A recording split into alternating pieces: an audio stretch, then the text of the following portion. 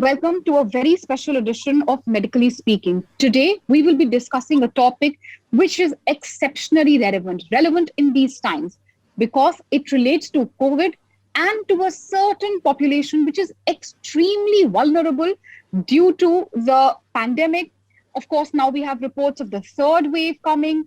What should women who are perhaps pregnant right now, who are planning their pregnancies, or perhaps even thinking of going via the IVF route do? We will be talking about precautions, the causes, how they can save themselves from coronavirus, and perhaps in case, unfortunately, if they do catch the virus, what should be their next step? We'll also be discussing towards the end about breastfeeding, about vaccination for breastfeeding mothers. But without much ado, let me just introduce all my guests. I have an exceptionally eminent panel of top gynecologists of the country. I have Dr. Abha Majumdar. She is, of course, from Gangaram. I have Dr. Shivani Sachdev. She's the director of SCI. I have Gursimran Khurrana, and I have Dr. Sandeep Chadda. Dr. Sandeep Chadda will be joining us in a bit. She's currently practicing at the Cloud9 Hospital. I'm going to start with you, Dr. Majumdar. First of all, thank you very much for joining us in Newsec. Ma'am, my first question. As far as pregnant women are concerned, the government has finally allowed vaccination for pregnant women. Help us understand, because there are a lot of myths around it. A lot of women are scared. They aren't too sure if they should get vaccinated to begin with or not. Just help us understand the significance of vaccine for pregnant women and why perhaps they should not hesitate, go ahead and get themselves vaccinated at the earliest. Meenakshi, the COVID-19 pandemic took us all by surprise. We all didn't know how is it going to behave, what is going to happen. And we did have an example of the Spanish flu 100 years ago. So that had a very, very great mortality. So the moment WHO declared COVID-19 a pandemic, we had to stop everything because we didn't know how would it affect the pregnant women, the babies they were carrying. So everything dropped dead there. The IVF centers, the infertility treatment, the fertility clinics. But yet there was no directive that women should use contraception or should not get pregnant during the pandemic. However, the first wave was kinder to our women. It just passed off. It went over us without affecting pregnant women very badly. However, we didn't even have the vaccine then. Very soon, the whole world, the scientific world, the technological world got into making the vaccines. So by the year starting of 2021, the vaccines appeared all over. I mean, late 20, they appeared in some developed countries. And the whole world grabbed on it. Very few studies were done on pregnant women and to know what effect it would have on the baby. And hence, our government took a very special precaution where the health ministry said it is not recommended in pregnant and lactating women. But then we were all shaken up by the second wave. It affected pregnant women so badly. The babies died, the women died, the mortality rate for India, which is like 1.1 per 100,000 women, came to 10%. In every 100 women, we were losing 10 women, especially in the second and third trimester. My hospital was looking after COVID deliveries. So we saw so many deaths in those 5 weeks we didn't see in the last 4 years. So Absolutely. The directive came here. Now, the Federation of Obs and Gynae wrote a lot of pleas were given to the government and we got the vaccine recommended for pregnant women. We do give influenza vaccine to our pregnant women since ages, and every year it is a different influenza vaccine. This is a type of the same SARS vaccination. So after this plea, even though enough studies are not done, it has been recommended, and I think it is so essential for our pregnant women, especially before the third wave, as many women can have themselves vaccinated, should get vaccinated, whether they are pregnant or they are not pregnant. However, the first trimester is a little critical time. So I really do not know, even though the vaccine has been recommended all across pregnancy, I think if one can avoid in the first 3 months, it would be good. Otherwise, go ahead and take the vaccine. The vaccine is so much safer than having COVID in pregnancy, that I recommend vaccine for all pregnant women or to be pregnant women. Fair enough. So certainly it's the benefits which are very obviously, according to you, outweighing the risks. So women should not perhaps hesitate and go ahead and get themselves vaccinated, perhaps also because I believe they're all the more vulnerable in pregnancy. Dr. Yes. Sachdev, I'm sure you'd agree with Dr. Majumdar.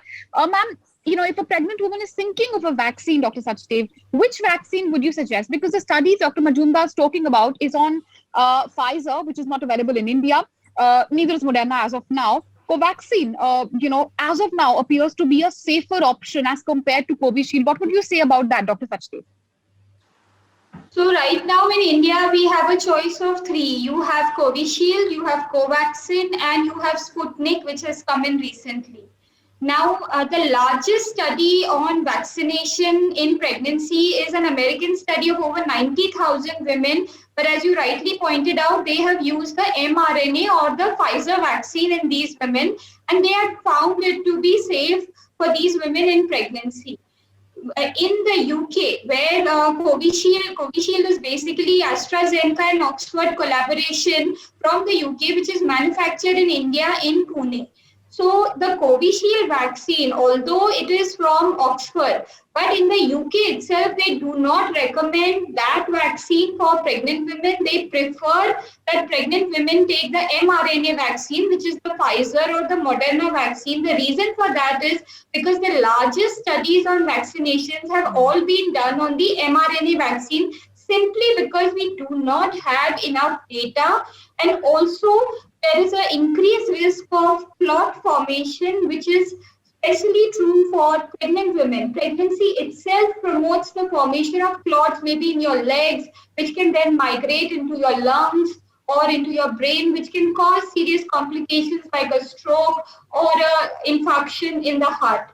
So because of this risk of clot formation with the Oxford vaccine, with the Covishield vaccine, the recommendation in the UK was to give the mRNA vaccine. Now, coming to India, if you see the Government of India directive which has come, they say that for high-risk pregnant women, so for example, if somebody has diabetes, high blood pressure, or they are immunocompromised, these women should preferably be given the Covaxin instead of Covishield, because they would be at a higher risk of complications.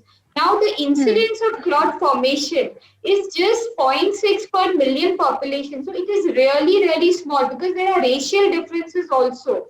In the Indian population, you do not see that many cases of clot formation and its side effects. But still, taking the more cautious side, in high-risk women, it is suggested to prefer Covaxin. If the woman is a low-risk patient, then there will be no difference between Covaxin or Covishield. You can opt for both of them.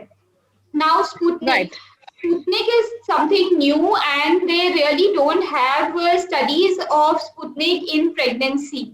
So we have very little data to base any recommendation for Sputnik vaccine in pregnancy. Most of the recommendation is based on Covaxin and Covishield. So I think Dr. Chadda has also joined us. Dr. Chadda, as a gynecologist, I'm sure you're getting a large number of pregnant women who are perhaps, in their second or the third trimester. What would you suggest to them, Dr. Chadda? Would you tell them to wait, not get vaccinated perhaps in the first trimester, perhaps because there is a higher risk right in the beginning of the pregnancy? What would be your suggestion to those women who perhaps are pregnant and are looking forward and wanting to get vaccinated, ma'am? I would suggest the patients to wait till the organogenesis is complete. That is still around 18 to 20 weeks. After that, they should go ahead and take the vaccine. And as everyone is saying, it is recommended to take the Covaxin. Covishield is a live attenuated vaccine. So what effect it is going to have, since all these vaccines are new, the disease is new and the vaccines are newer, we really do not know what effect it would have. So Covishield being a live attenuated vaccine, it is better to avoid it and go ahead with Covaxin. All right, Dr. Chadda, first of all, thank you for joining us. Ma'am, we were just discussing vaccination and pregnancy. I'm sure as a gynecologist, you see hundreds of women who are coming to you who are pregnant. What would you tell them? Should they wait till their first trimester and get vaccinated perhaps in the second and third trimester when the risk is considerably lower? Yes, Meenakshi, that is true. In fact, I would suggest that they get vaccinated after 18 weeks because till 18 weeks, the various organs are getting formed, and we really do not know what effect it may have. After 18 weeks, it's all the organs are formed, and probably it would not have any effects. Since this vaccine, all the vaccines are still in phase 3 trials, and it is just the Moderna that has been that has had good trials. That is not available in India. But definitely after 18 weeks, we should go ahead and take the vaccine because having the disease in pregnancy is worse than probably having any minor side effects of the vaccine in pregnancy. Well, absolutely. That's this view is resonating throughout the panel. And Dr. Khurana, finally to you, since you're practicing in Louisiana, is there a misconception, perhaps more so in smaller towns? Are there women who have certain misgivings about getting vaccinated? And if so, what is your advice to pregnant ladies who are your patients, ma'am? There are a lot of misconceptions that are prevalent amongst women regarding the vaccine. First misconception was that you should not be taking the vaccine during menstruation, which is absolutely incorrect. You can take it on any day of the cycle. Secondly, they were like that it is not safe to take it during pregnancy. I would like to agree to all my seniors and colleagues on the panel today that yes, the vaccine should be given during pregnancy, but wait for the first trimester to get over and give it in the second and the third trimester. Then this should be the informed decision of the patient that the vaccine is under phase 3 trial. The risk of getting COVID in pregnancy is high, and there are certain women, once they get COVID in pregnancy, most of them, they will come out of it safe. But there will be certain women that may require hospitalization, ICU care, ventilation, etc. Yeah. So the benefits of taking the vaccine are much more than the risk of the disease per se. So I would definitely recommend the vaccine.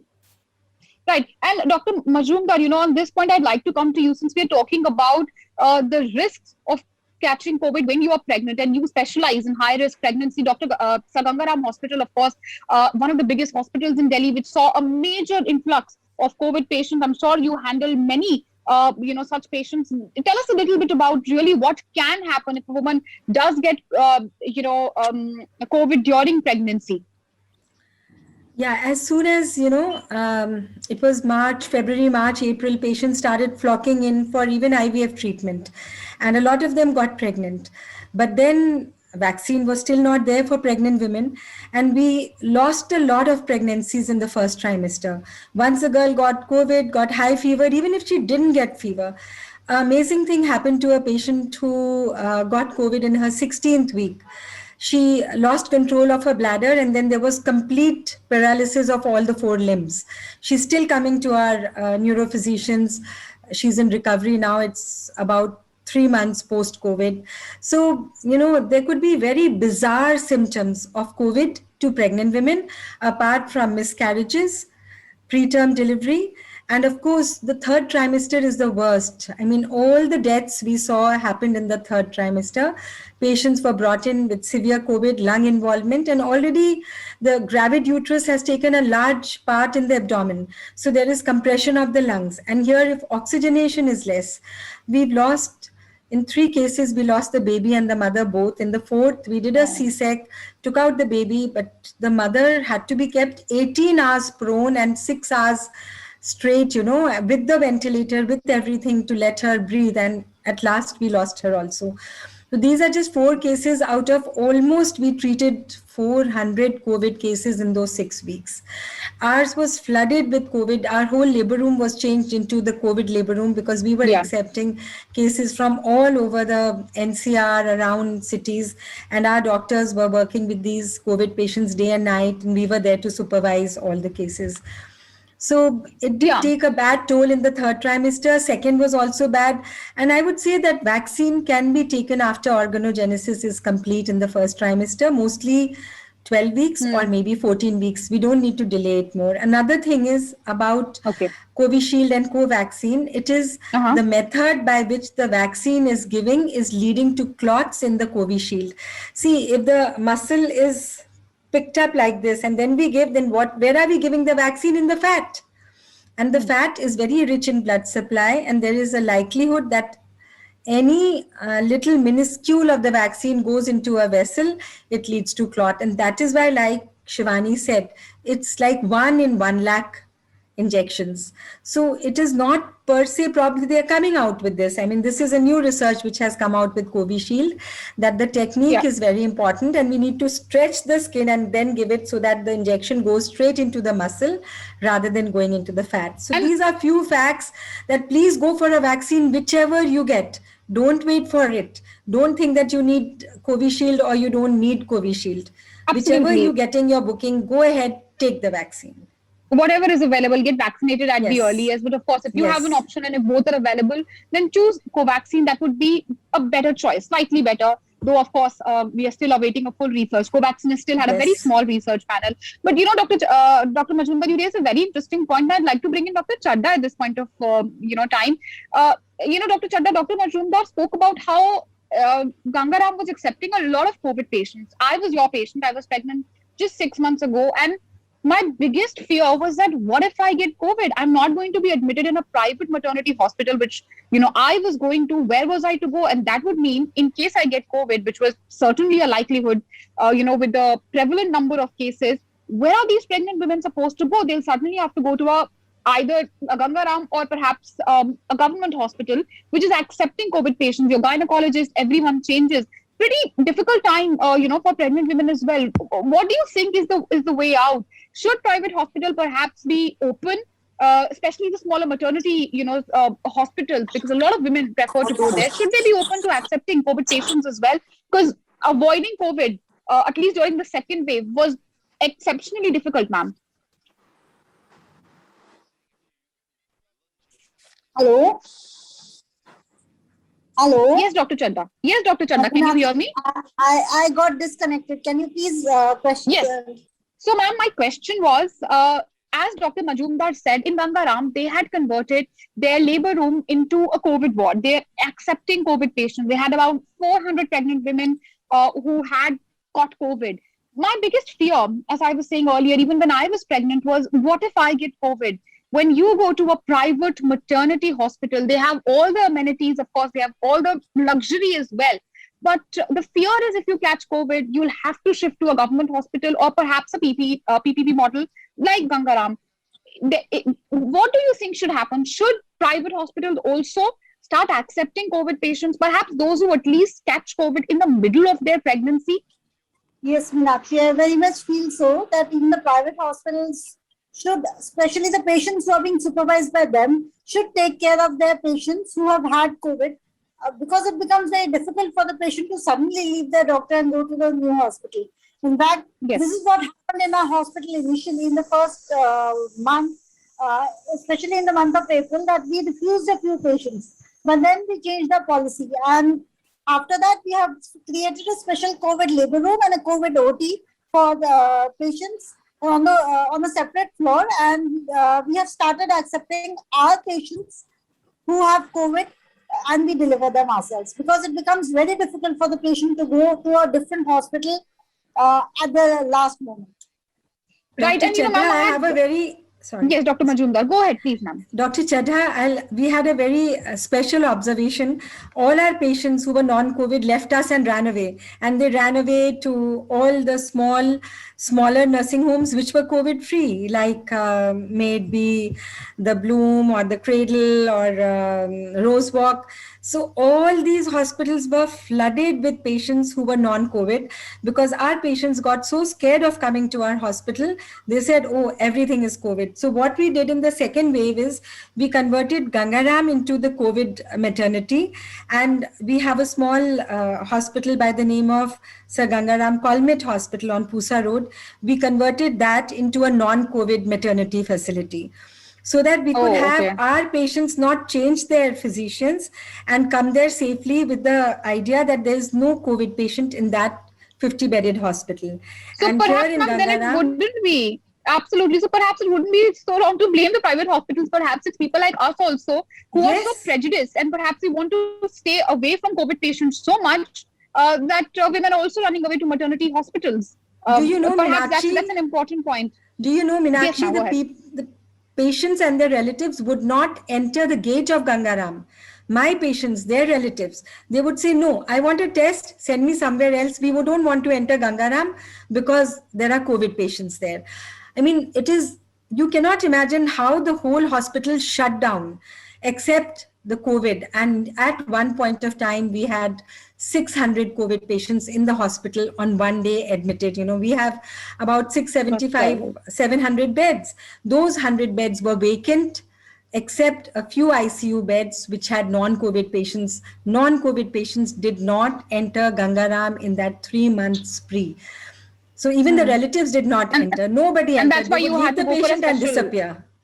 So, at this point, I would like to bring in Dr. Sachdev also, because you're a private practitioner, ma'am. We're speaking of planned pregnancies, planned IVFs. Now, since, Dr. Sachdev, of course, you are, as of now, specializing in IVF. My question is that, should people defer going for an IVF treatment as of now? Pregnancies can happen planned or unplanned. But what about IVF? Should people wait? Perhaps women, who have that idea of a biological clock ticking in their head, I'm hitting 35, maybe they go for it. But others perhaps just hold their horses, wait for these COVID third wave also to maybe come and wane. What would you suggest to those who want to go for IVF? Should they go ahead or should they wait as of now? This question has been debated so much all over the world. It's not only in India that people are planning a baby. IVF is something which is done all over the world.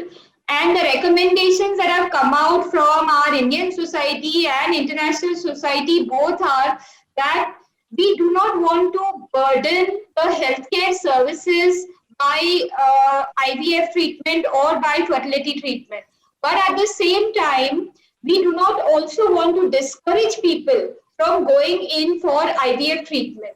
So since June last year, the IVF services were shut for a period of about 2 months. But since June last year, we resumed the IVF treatment, taking all the precautions, doing a lot of teleconsultations, doing a lot of home pickup for blood tests, and minimizing the visits, taking safety precautions for our staff also. So since June last year, we have resumed all the fertility services. Now you should also remember that in IVF, there is a subset of women who have a time pressure, because after the age of 35, the egg quality reduces.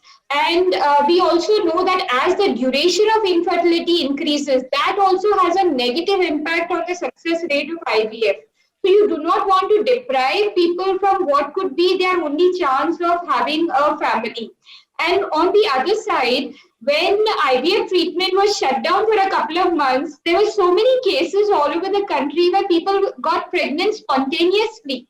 So even those cases that we had booked for IVF, there were some of these patients, they got pregnant on their own, and we were happy to confirm their pregnancy when the services actually started. They did not need the services. Well, perhaps they had time in their hand. Absolutely, perhaps they had time at their hand, ma'am. Yes. But And husbands also. Yes, it could be a timing problem. Both. Everybody is so Husband and busy. Their schedules don't match. Even today, to organize so many doctors today, schedules don't match. So possibly when they were in lockdown, there was no problem. I've tried to keep the panel also very diverse, and I'd like to bring in Dr. Khurana as well, ma'am. Since we're talking about COVID and pregnancy, I would like to mention again, is there perhaps, a misconception again when it comes to people, all of us actually, including me, we were taking a lot of concoction of alternative medicine to prevent COVID. Giloy, there could be ashwagandha, if I'm right, or, these immunity boosters. I don't want to name a particular brand, but there are a lot of other, alternative medicinal branches and brands, which tell people that, if you consume my medicines, you are going to have better immunity. What about pregnant women, ma'am? Should they refrain from consuming any sort of Ayurvedic or perhaps, this alternate medication for increasing their, immunity against COVID? These are all alternate forms of medicine with which I do not have any personal experience, be it homeopathy or Ayurveda. I was just telling all my patients to follow strict COVID protocols, avoid going out as far as possible, minimizing their visits to the antenatal clinic to only when it is really essential, and just taking a healthy diet which is rich in protein and just taking a vitamin C supplement. Right. We were So prescribing in supplements and alternate forms, be it Giloy or anything. Nothing. right, Dr. Khurana, you were just telling us about alternate medication, and at this point of time, I would like to include Sandeep Chadda into the conversation. Dr. Chadda, when we speak of medication, there are a lot of pregnant women, lactating mothers who cannot take a lot of medicines for COVID, like Faviflu and others. What are they supposed to do? Women who are perhaps apprehensive of taking a certain stronger medication when they catch COVID, what would be your suggestion to them? First and foremost, Meenakshi, as of yet, Faviflu, Remdesivir, all of them have been Yes. really known to have a really beneficial effect on the treatment. So, ideally speaking, yes, you should follow strict COVID protocol, not go out and avoid getting the infection. But if you do have the infection, then one should consult a physician and follow accordingly what the physician says. Generally, we avoid Faviflu in pregnancy. Remdesivir also has not been known to have actual beneficial effects in COVID. So it depends on the patient's condition as to what is to be done. Faviflu per se for every COVID patient is not a necessity. It's not required, ma'am. And No. I asked this question specifically because I got COVID and I was breastfeeding, and I'd like to bring in Dr. Majumdar at this point of time. I'd go back to Dr. Chadda on the same point. Dr. Majumdar, breastfeeding mothers, when they get COVID, what should they do? There are WHO guidelines that they should continue breastfeeding their child. But again, if your child has not got COVID and you are apprehensive of holding your child, should you use a breast pump and then give your child milk via the bottle, or should you just go ahead with the WHO recommendation and hold your child close to your body and feed the child? Well, Meenakshi, depends on what your condition is or how is your situation. If you have enough home help, you have an elderly person or a mother-in-law or mother or a sister-in-law who is there with you to look after your postpartum period, then it is best to express the milk and give it to them to feed. But it is very important to give breast milk. It is of utmost importance now, more so, because if you've got COVID, you've got antibodies and you're going to pass these antibodies to the baby and the baby would be protected. But in case you have no one and you are looking after yourself alone, which is quite rare in India, then you will hold the baby close to yourself because skin contact doesn't cause COVID. You will still have to use my own neighbor had it, and she used to ask me, what do I do? So she would feed her baby and then hand her over to her husband to take away and keep in the other room. So at feeding times, he would bring, because they were alone, both of them. So it is best to feed your baby, but you wear a double mask while feeding your baby. If possible, wear gloves. But otherwise, the breast, and just wipe your breast with ordinary water, cotton wool. Otherwise, suckling doesn't transmit COVID at all to the baby, but antibodies definitely will go through milk. So whichever way, milk needs to go to the baby, and then the baby is kept separate from the mother, and the husband has to take care, changing nappies, burping the baby, putting the baby to sleep. Well, the whole family, of course, has to pitch in. If the family is there, then there's no worry. Then you just express milk and give it to them. Use a breast pump, go on expressing milk and give it to them till your symptoms subside. It's just a matter of 2 weeks. And, Dr. Chadda, I'd like to bring in you at this point of time before I go to Dr. Sachdevan Khurana for, of course, our concluding arguments, because we are hitting the end of our show as well. Dr. Chadda, what about those breastfeeding mothers perhaps who have to take medication which is not breastfeeding compatible? Like I was one of them. And, as my COVID got more severe, I couldn't feed my child for about a week. And I had no option but to, supplement with formula. But it is quite a difficult journey, and many women can give up, on breastfeeding. what would be your suggestion to them? See, if you cannot breastfeed your baby because of the various medications or the condition, then and you can keep expressing the milk. It is better to keep expressing the milk and throwing it away, because if you totally stop expressing the milk after you have recovered, the milk secretion would get very less. So it is better to express the milk and throw away the milk, so that once you recover, you would be having good antibodies, as Dr. Abha said, and you could feed your babies. The milk secretion would continue, and you would be able to transmit the antibodies to the child. Right. And Dr. Sachdev, since we are talking about breastfeeding, as I said, we will discuss this right at the end of our, discussion. What about breastfeeding and vaccination? Now it's recommended. I, for one, have already got vaccinated, but I have a lot of friends, who are breastfeeding. They have smaller babies. They are a little worried about side effects, something passing on to their children. What would you say to them, ma'am? I would tell them that please do not hesitate to take the vaccine. Remember, COVID infection is life-threatening. You cannot play with your life, especially if you have a small baby. The Government of India recommendations for breastfeeding mothers came even before pregnant women. They came out before that. So breastfeeding and vaccination is absolute safety. Do not hesitate. Whatever antibodies you form are going to go to the baby, and you don't get COVID infection. COVID infection is by exposure to the virus. It is not exposure to the vaccine. And the vaccination is going to give some element of protection to your child also, which is so wonderful. Absolutely. That is the best thing you can probably do for your child who's not eligible for a vaccine, is give them antibodies through your breast milk. Right. So final word to you, Dr. Khurana. Are you getting any patients who have misgivings about breastfeeding and vaccination? And I'm sure, as Dr. Sachdev also said, end of the day, it isn't just the mother who's getting the antibodies. It's the child, it's the baby as well, who's going to benefit from the same antibodies of the virus with the breast milk getting passed on, ma'am. Absolutely. We would just recommend taking vaccine to all postpartum mothers, because it's the best way to give antibodies to your child. You will remain protected, and your child will also remain protected, and through breast milk, the baby gets the antibodies. So there is no second thought on that. All lactating women should be vaccinated. All right. Thank you, ma'am. And thank you, all of you, Dr. Chadda, Dr. Majumdar, Dr. Sachdev, and Dr. Khurana, for joining us in this very special segment. As far as, of course, our panel of doctors is concerned, prevention is key.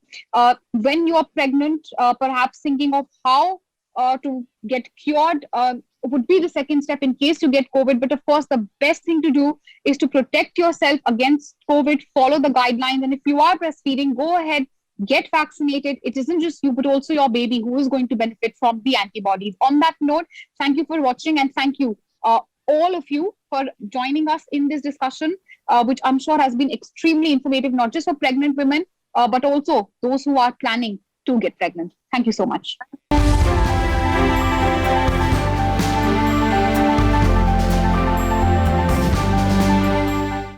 For more such videos, subscribe to the NewsX YouTube channel, hit the bell icon.